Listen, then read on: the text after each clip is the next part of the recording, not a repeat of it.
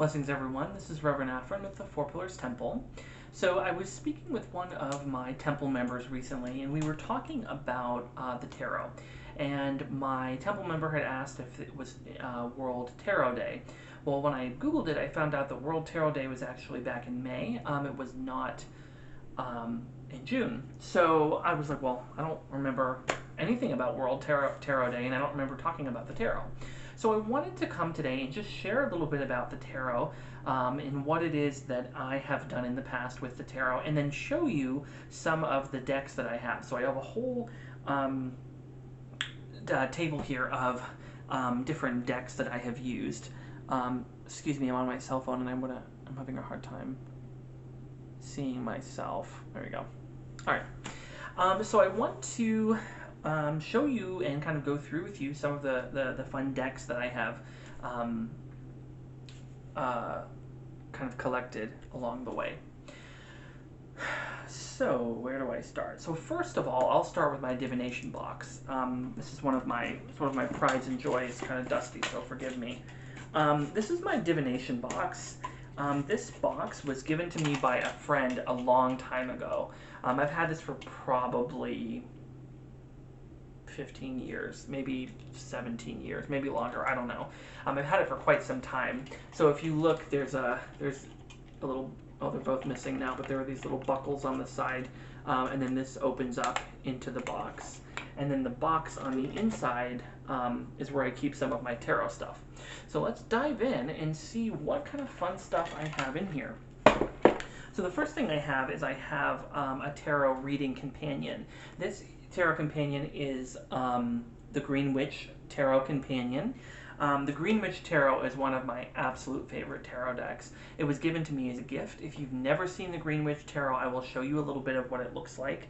I absolutely love it. I love the iconography. I love the symbolism. It's very much related to Wicca in its iconography, and I just absolutely love it. So this is my main deck, and to be quite honest, this is the deck that I actually get the most satisfaction from using, but I also get the most response from this particular deck. So I'll show you what that looks like. Also, when you're reading the tarot, you also want to make sure that you, traditionally, you would put down a cloth or something to kind of not only mark the space, but to keep the space clean when you're putting your cards down on the table or wherever you are. So I have a couple different cloths that I use. The first one that I have is just a plain green cloth, right? Just a green screen, a plain green cloth that I use to put down. I also have a small altar cloth. I can't remember where I got it from, but I really didn't need it because my altars are too big. Like this one is really big, so I have this. It's like a labyrinth. Pretty cool. So I use that one mostly for my spreads when I'm doing readings. I also have this one. This one I made myself out of a piece of fabric I sewed around the edge.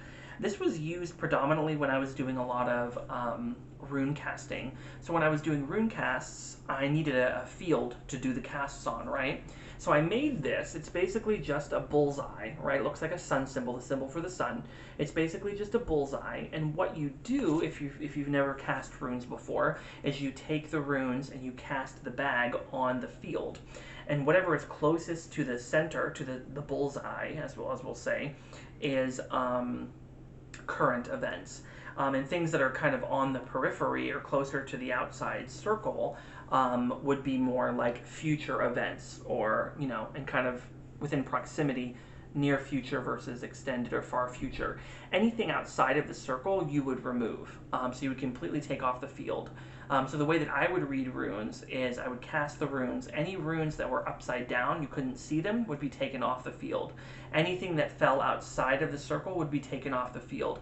So you would only read the runes that were inside face up.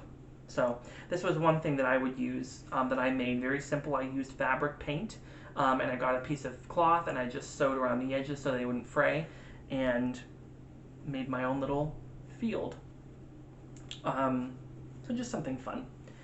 I have my set of runes. These runes I got from Borders years ago. They're mass produced. They're probably pretty easy. They're the ceramic, I think. So I'm sure most of us have seen runes like this, right? They're the ceramic ones. You know, as you can see, they're the kind of the ceramic ones that have the runes in red on them. There's a whole set of them, and they come in this cute little pouch. I've had these for years. I don't use them as often as I'd like to. I also have in here the Dragon Tarot. So there's a little bit of a history with the Dragon Tarot. This was one of the first tarot decks I ever bought. Way back in the day, in the early 2000s, I bought this tarot deck. And the reason why I bought it was because my mentor at the time, my teacher who was teaching me when I first came into Wicca, she was teaching me about the tarot, and this was the deck that she had. And so I got it for sentimental value, but I also got it because I felt like it was something that kind of connected the two of us. And so if you've never seen this tarot deck, I'll show you one of the pictures. This is Judgment, the Judgment card here. And so you'll see there's dragons that feature in it. The art is more general Wiccan. There's images of the astrological signs. There's images for the elements, things like that. The one thing I didn't like about this deck, if you can tell, it looks almost like it was colored by hand. Obviously, a lot of the early decks were. So this looks like it was done by hand with maybe colored pencils or something, and then mass-produced. Here is one of my favorite cards, the High Priestess. The High Priestess card looks like this. So you see there's the High Priestess standing before the cauldron, and you see some of the imagery with that. You see in the bottom there's the moon representing the goddess, right? Things like that. So just a little bit of iconography there for you. But when you get to some of the minor arcana cards, you find that they're pretty nondescript, and they're kind of a little bit more difficult to read. So let me find one that's an example. This one's actually not too bad. So here, for example, is the Six of Cups, right? So here's the Six of Cups. You see there's a ship that looks like a Viking ship. There's it has the element of water, obviously, the Six of Cups. So you might pull this card and say, well, you're going on a journey, or there may be a journey in your future, something like that. And so you can kind of read that. But some of them are pretty nondescript, and it was difficult for me at the time, knowing so little about the tarot when I got it, to really read what the cards meant. So here's another example, the Three of Cups, right? There's these dragons. It's kind of hard to see, I apologize. There's these dragons, they're kind of sitting on this rock. The element of earth is there, which is an interesting piece because this suit is water. So why is it, I'm sorry, that is the water, I apologize. Hello. But you'll see there's three dragons sitting on this, and it's kind of like, what exactly does that mean? What can I kind of garner from this picture? So some of the minor arcana pictures were a little bit nondescript. I always really liked dragons growing up. Dragons were kind of one of my, I wouldn't say a spirit animal, but it was something I was really interested in, like old medieval castles and dragons and wizards, and that kind of thing was really where my imagination went as a young person, I should say. So that's one of my decks, one of the oldest decks that I have, the Dragon Tarot deck. So let's shift to another thing that's in here, in my box. There isn't much in this box. I have more stuff not in the box. Here is my favorite tarot deck, which is the Green Witch Tarot. So the Green Witch Tarot, this one's by Anne Mora. So if you're familiar with Anne Mora, she wrote a lot of the Green Witch books. Or Green Witchcraft books. So this is what the back of it looks like. It's kind of like a wreath of roses with a pentagram, pentacle in this case. And so I'll show you some of my favorite cards. So there's this one here, which is the Ace of Pentacles. It's just absolutely beautiful. Look at, there's this wooden pentacle, and then there's this farm with all of these animals. It's absolutely beautiful. I know it's kind of blurry when I put it up to the screen, but they're just absolutely beautiful, these cards. I absolutely love these cards. Let me see some of my favorite ones. I'm just trying to pull out and kind of rifle through and pull out some of the ones that I really, really like. So like, for example, instead of the Lovers card, which is pretty common in the major arcana, you have the Lord and Lady. So here's an example of what the Lord and Lady card looks like. So you see there's the Lord and Lady. The Lord has horns. The Lady is holding, looks like 2 spears, and then they have these 2 hunting dogs down by them. Instead of the chariot, you have a card called the battle wagon. So you see someone who's riding into battle. Just really, really beautiful cards. You have a card here called the Earth Mother, and you see there's a woman with a cornucopia, and she has all of these fowl beneath her, and she looks very much like she's in full, bounty, as it were. So these are just my absolute. Oh my gosh, look at this one, the Holly King. It's winter, and there's an older man, like maybe a sorcerer archetype, and he's walking with a deer, and he's carrying a lamp. The Holly King, maybe it's kind of reminiscent of the Hermit. Just really absolutely beautiful cards. I love this deck, and like I said, I've gotten so much. So many good readings out of this. One of my favorite cards is the 3 of Pentacles. So you'll see there's like a blue heron, and there's a guy standing on a stone, and he's surrounded by some standing stones, and it looks like there's a druid offering him something. And so I've actually gotten this card a lot in my life. That's why I know it so well. And this card is actually a card of like achievement and growth and kind of graduation and kind of reaching your potential and things like that. And so I just absolutely love this card. I won't bore you anymore with this deck, because there's just absolutely, I would recommend this deck to anybody. I mean, these pictures are just absolutely, look at this one. Okay, last one. This one is the Page of Pentacles, and so there's this boy, and he is doing some kind of magic with a pentacle, and there's like, I think it's a fox. Look at it, it's so cute, it's a fox, and it's just like, what you doing? Maybe it's a dog, I don't know, I want to say it's a fox. It's like, what you doing? And he's just like going to town with his magic. And so I love this deck. It's my favorite deck, and as such, I put it in this cute little dog pouch.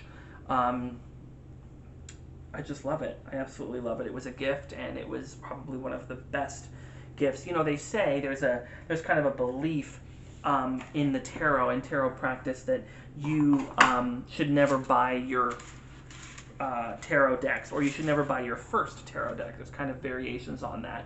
And so in this case, this was a gift, so I would definitely say that that's kind of true for me, because this was a gift. I didn't buy this, and it absolutely is my favorite deck, and it's been the most receptive to me.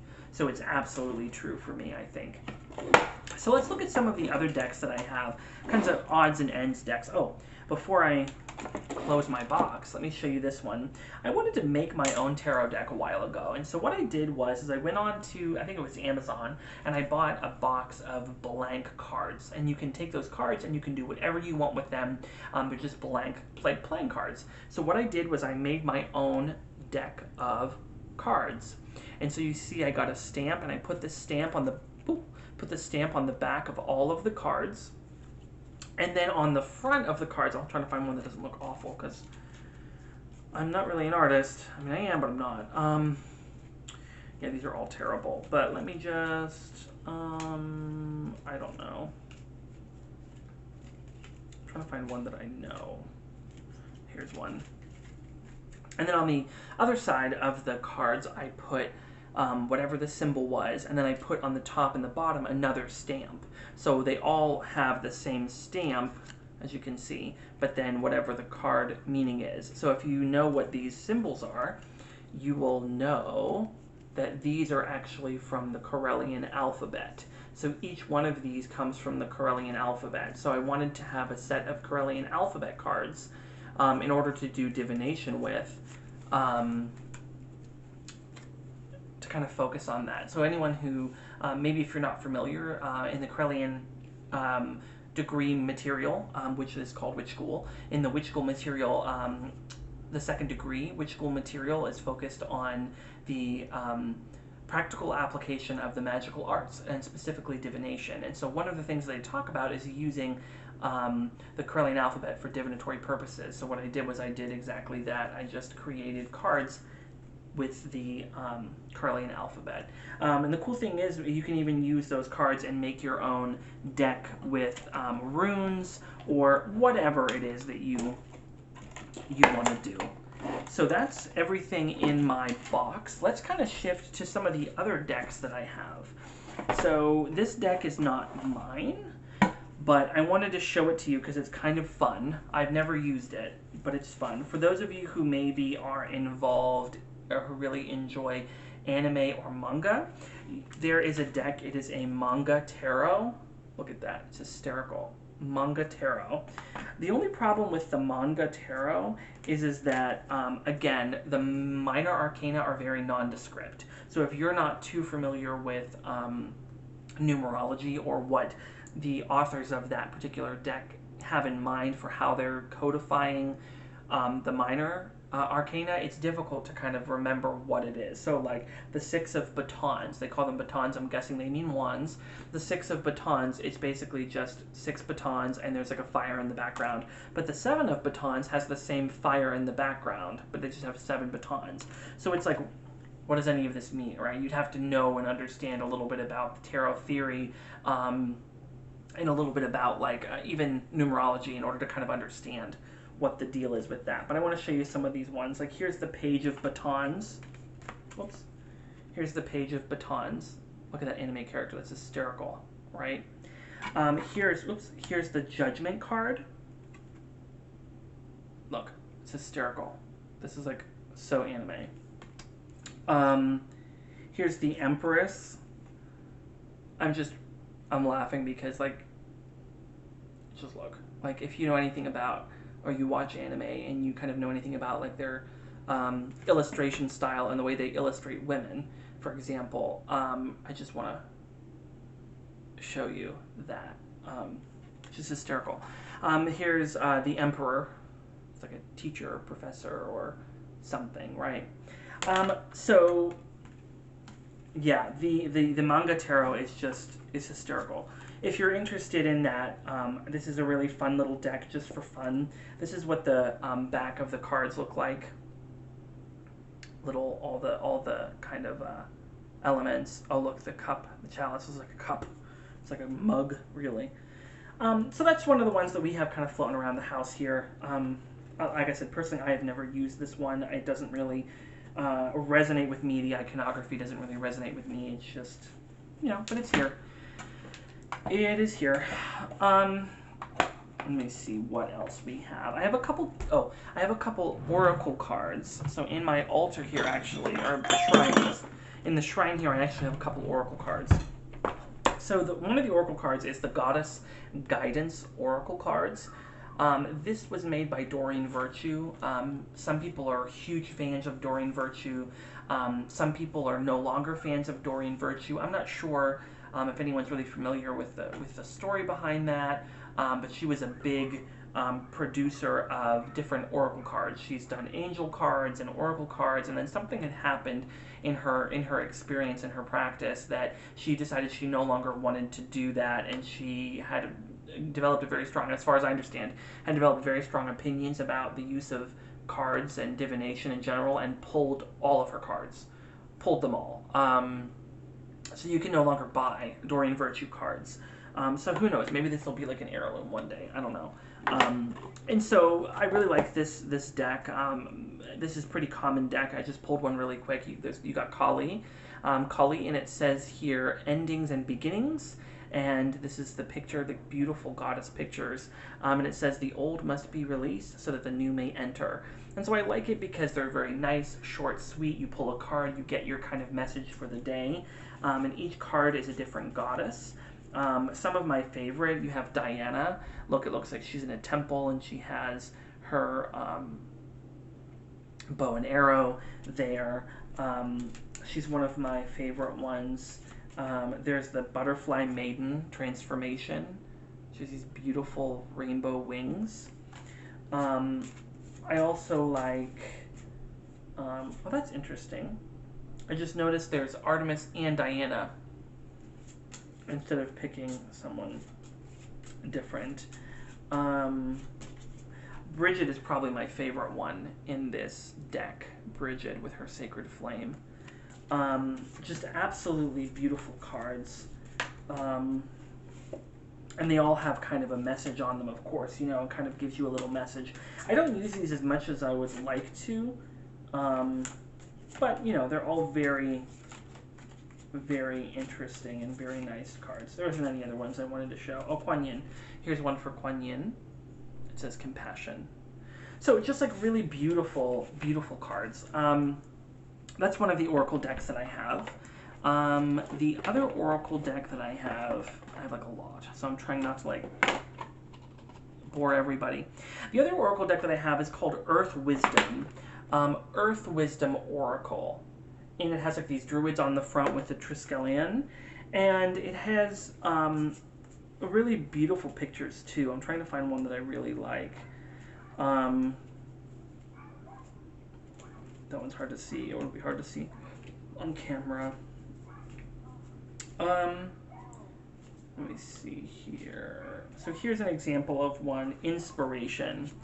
And so it's just a woman, and she's in the woods, and she has a companion wolf with her, and the card is Inspiration. So it doesn't actually tell you exactly what that means. Like, what about inspiration? Like, am I meant to be inspired, or, you know, what's going on here? Here's one that's called Divine Light, and it has like Stonehenge, and there's divine light coming through. And so you have to kind of use the book as a companion to figure out exactly what they mean, but they're absolutely beautiful cards. I don't know if these ones are still in print or not, but I got them so when I was doing like daily readings, I could just pull a quick card, get my reading for the day, and kind of just go on from there. I was given this deck of Oracle cards, and I've never used them before. They're really interesting, and if this is something that I haven't even opened them.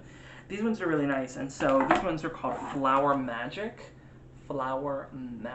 Oracle cards. And so basically they're just different flowers, right? Look, it has the band on it still. Like I haven't even opened them. And so, oh wow, these are like pictures of flowers. These aren't like artistic renderings. These are actually pictures of flowers. These were a gift. So here, let me just pull one. I don't know. One of them was really drawing me. Was Bleeding Heart. So here's the bleeding heart. It actually shows like an actual photograph of the flower, and then it has a little person, a little woman down there, and it says bleeding heart, and then on the bottom it says sorrow. So it kind of gives you a little bit of, you know, information. So here's another one, Evening Primrose, Moon Magic. Evening Primrose, I know they're kind of hard to see, I apologize. Evening Primrose, Moon Magic. Here's another one, Iris, and it says Faith. Iris. So just a little deck, you know, you pull a card or you pull a couple of cards and you get kind of a message about it. Of course, the card comes with the little thing. I only have a couple more decks to go through, so I know you guys are bearing with me on this. It's been a couple of minutes here. This one's a pretty common deck. A lot of people have seen it. Some people may even have it. It's called the Druid Animal Oracle deck. The Druid Animal Oracle deck. And this is an absolutely gorgeous deck. Oh, I just pulled one here. Lady Kai, if you're watching, this is for you. Owl. Look at that, it's just beautiful. It's almost like a picture book or like a child illustration book with these beautiful pictures. Owl. It doesn't say what that means. You'd have to use the book as a companion to figure out what that means. Some of them are mythical creatures as well. I think there was Selkie in here and a couple other things. There's a white dragon. Here's the white dragon. I'll show you. It's like a water serpent, white dragon. Just absolutely beautiful. Wolf, for example. Look at the wolf versus the dog. It's like an Irish hound or something. Just absolutely beautiful deck. I haven't used this myself in readings, but it's an absolutely just beautiful deck, that one. So I have a couple decks left. So one of my favorite decks that I like, but it's not my absolute favorite, like the Green Witch Tarot, is Magical Dogs Tarot. Okay, I got this from Lilydale, New York. If anyone's familiar with Lilydale, the spiritualist community, I got this from Lilydale. And I love dogs. If you know me, you know that I love dogs. I just love everything about dogs. I just love them. So here is what the deck looks like. This is the back side.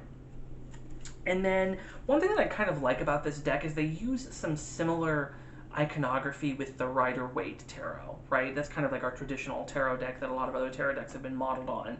And so, obviously that's not like the only one. There's like ones before that, of course, but that's one of the more common like modern decks that have kind of become very popular. And so you'll see a lot of iconography similarities with this deck. So I'll just pull a couple. Look at this one. This is the sun. Look at that dog prancing in the sunflowers. Like, stop it. Okay. Dogs. Oh. This is part of the reason why I can't use this deck. I just want to bring that to your attention. So here is, it's called the Ten of Sky. So it would be like air, you know, if we think of air, it would probably, you know, be like the wands or whatever. I'm sorry, the Athames, blades or whatever the deck might call them. But in this case, they call them sky. So it'll be like the one of sky, two of sky, the suit of air, right? So here's a dog, and the dog has been shot with arrows, and it's trying to, it's holding an arrow in its mouth, and it has an arrow sticking out of its back. So there's a couple cards like this that are kind of, I don't want to say violent, but they depict dogs hurt, and that's hard for me. So that's part of the reason why I think I don't like that. Here's one, it's called the Ten of Fire. Ten of Fire, and if you're familiar with the Rider-Waite deck, you'll know the Ten of Wands is a very similar depiction as this. It's like something's falling off the back, like you're moving on and things are falling off the back. So it's a similar kind of iconography to that. Some of these ones are just absolutely, they're just so cute. Like, look at this one. This one's the moon. Look at this dog howling at the moon, and there's like an animal, like a wolf spirit or something, like howling with it. Like, this deck is just so cute. I can't, oh my god, look at this one. This is the Seer. It would be kind of synonymous with like the Hanged Man. Look at that dog. It's like rolled over. It's like rolled over. It's like laying back on like this tree branch or something. It's hysterical. So this deck is just super cute. I haven't really used it a lot. Look at this one. I'm sorry, I'm getting off track. So this one is the Five of Sea, or probably like the Five of Cups, right? So this dog's on the beach, and there's like this mussel or clam or whatever, and it's like squirting water at the dog. Squirting. I'm getting off track. I apologize. And I'll show you this one, which is really nice. This is the Mage or the Magician, and look at that dog. Look at it. Has a little infinity sign over its head, and of course it has all the symbols of the elements. You know, just like the Magician has, right? Just very cute, very cute. So that's one of my favorite decks because of the dogs, but I don't use it as often as I'd like to. So we have 2 decks left, and I'll leave you guys alone. Well, 2.5, I guess. So, of course, those of you who maybe are familiar, maybe you're not familiar, and this is an introduction, which is fun. There's something called the Tarot of Hecate. So the Tarot of Hecate was created by Lord Donald Lewis, who is the Chancellor of the Correllian tradition, and he's also the first priest. And so Lord Don had created this tarot with the intention that it would be an infinite tarot. And so he created the deck to be 100 cards versus the original like 78 that most decks use. So there's an additional suit, which is called the Suit of Lamps, a minor arcana. Additionally, you have like these expansion packs that you can get that add on to the deck. So you can, you know, you can kind of shuffle them in and use them additionally. So I have an expansion I'm going to show you in just a minute. So here are some of the pictures, and I believe Lord Don did most of these by hand, like the drawings and stuff were done by hand. So there's different sort of like nationalities that are depicted. So you'll see, like, for example, pentacles, I believe, are like African American. Wands, I think, are Caucasian. The lamps are like Hispanic or like Mesoamerican, like Incan Mayan kind of feel. The swords are like Asiatic, like Japanese looking. So here's an example. This is the Two of Swords, and so you see there's 2 men sitting, and they look kind of in samurai dress. You'll see the cups here. There's a person kind of in a traditional headdress, looking kind of almost like Peloponnesian, maybe, you know, like Hawaiian is what we would say. here's Pentacles, and it looks kind of Egyptian. Pentacles, Five of Pentacles, you know, and so all just, you know, really interesting deck. Here's the Prince of Pentacles, kind of Egyptian, African. So it's just really, really just an interesting deck. There's just so much to uncover, and if I would have had more time, I would have, you know, there's a book that you can get with it to help you kind of like read the cards, and if I would have had more time, I would have absolutely kind of been working on that. So I have an expansion pack real quick to show you. This is, there's several expansion packs. I'm not sure of them all. I know they have like a number expansion pack with numbers and numerology. They have like a rune expansion pack. This one that I got is the Ancestors expansion pack. And so you'll see that these are the different Carillion ancestors done kind of like an artistic rendering. And they have the name of them. This is Beloved Levita. And each one of them, of course, because they were real living people, they all have a story, and each one of the ancestors in the deck has a particular interest or topic that as they come up, you could read it like that. So you might say, you know, here's Beloved Wendy, there's Beloved Wendy, right? And so kind of reading that and saying like, oh, Wendy was X, Y, and Z, and so she had these interests or what have you. So it's just a really interesting deck to kind of get in touch with what the Carillion tradition calls their ancestors. And then, of course, the last deck, last but certainly not least, is the deck that I was using most predominantly, only because that was the deck that I got formal education in, and that is the Rider-Waite-Smith deck. And so this deck, for many of you who have seen it, you probably are familiar with it. This deck was actually created in the early 1900s, and now I believe it's out of like copyright. So a lot of people are like coming up with like new, not versions, but like new printings and not illustrations either. What do I want to say? Like new printings of the deck. And so this is maybe a different printing than what people are used to seeing. So the back of it has a different illustration on it versus maybe the original deck or whatever. I have another one that was more like a plaid on the back of it, but this is what this one looks like. So the reason I got this deck was because, number one, let's be honest, it was a little bit cheaper than the original. Also, they're holographic, which is really cool. So this is the, you know, the quintessential Rider-Waite-Smith tarot. So here's just an example. You have the Ace of Swords, right? And if you look, it's kind of shimmery. It's kind of like holographic. And so when you look at the cards, it has like this nice sort of like holographic shimmer to it, which is kind of unique. You can see like the rainbow colors kind of shimmering in it. So that's the Ace of Wands, right? You have the Hanged Man. Everyone's familiar with this deck, right? The Hanged Man. You have the Moon, right? So everyone's familiar with this deck, but the Carillion tradition has a study program. It's called the Discovery Path Tarot. It's through what's called the Carillion Indigo Door. And so the Indigo Door is a program of study where you learn the Discovery Path Tarot, which is a program that was created by Lady Stephanie Neal.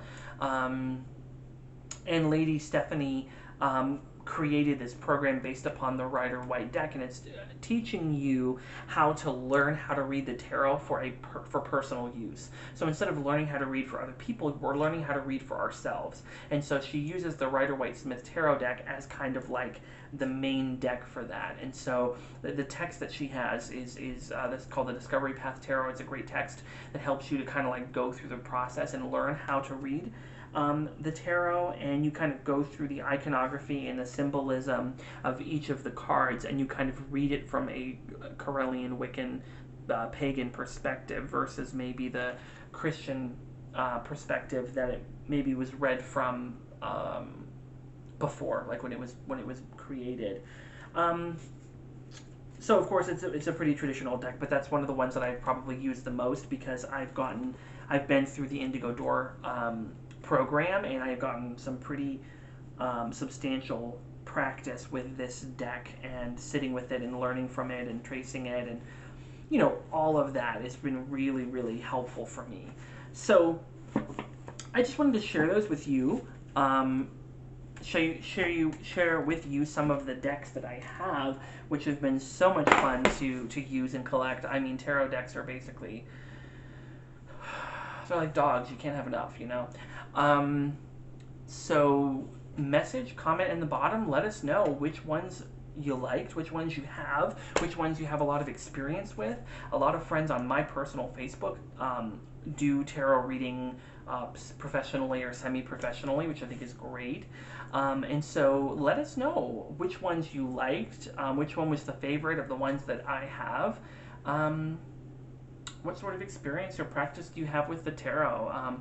Do you have any insight or commentary or questions, concerns about the tarot? Would you like to learn more about the Indigo Door or any of the the tarots that I have? I can send links for the Tarot of Hecate, anything like that. So let us know what you found interesting in this video. And apparently I'm late to the show with this World Tarot Day, but that conversation with my temple member absolutely got me interested in wanting to share this with you.